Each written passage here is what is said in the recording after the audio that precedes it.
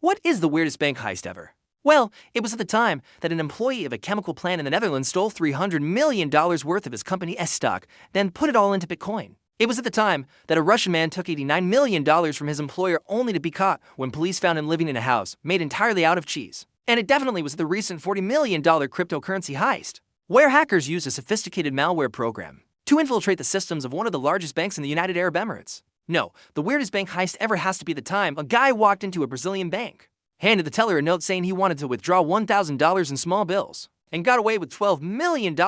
Yeah, seriously, a guy just walked into a bank and was like, "Yo, give me $12 million, and they were like, okay. Now, this isn't the first time we've told this story, but today's video is not about the bank robbery itself. Oh, no. Today we're talking about the aftermath because, as it turns out, the police were able to track down the guy who pulled off this insane heist and bring him to justice. Except when they finally caught up with him, things got even weirder because the guy they arrested wasn't actually the guy who robbed the bank. Confused? Well, let me explain. On November 28, 2005, a man entered a private banking room at the BVA Banco BMG in Sao Paulo, Brazil. The man handed the bank teller a note that read, "I would like to withdraw $12 million in small bills." And then he waited. Now, before we go any further, we should probably point out that there are two main reasons why we're pretty sure the guy didn't spell it out as $12 million. The first reason is that if the guy had written out the numeral 12 million, the bank teller would have probably noticed that it was spelled wrong because it doesn't have any commas in it. And the second reason is that if the guy had written out the word million, the bank teller would have probably noticed that it wasn't a real word,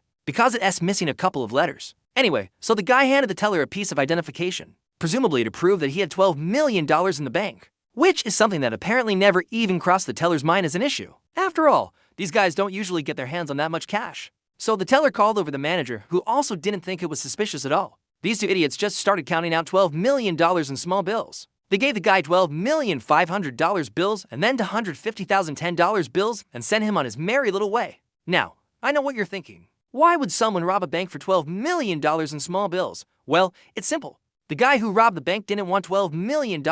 He wanted 12 million US dollars. See, this guy was a Brazilian national who had taken out a loan in US dollars, which meant that he needed to repay the loan in US dollars. And because he could only get so much US currency out of the bank each day, he went back every day for more and more until he had withdrawn the entire $12 million.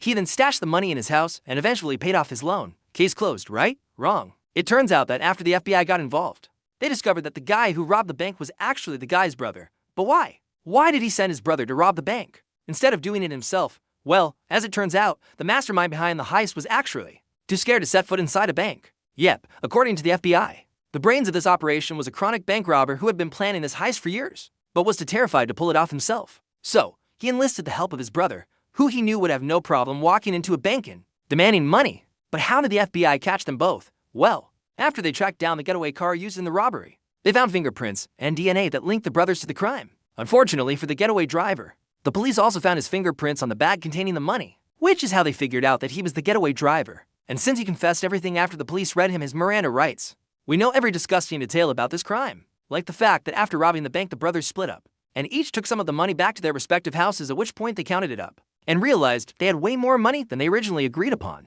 Not wanting to mess with the getaway driver's cut, the mastermind decided to keep quiet and let him keep his extra money. That's the kind of guy he was. After hearing this story, we can definitely say that the mastermind was the kind of guy who deserved to make it out alive. Sadly, though, the getaway driver turned out to be an unreliable witness, so neither brother ended up going down for the full $12 million.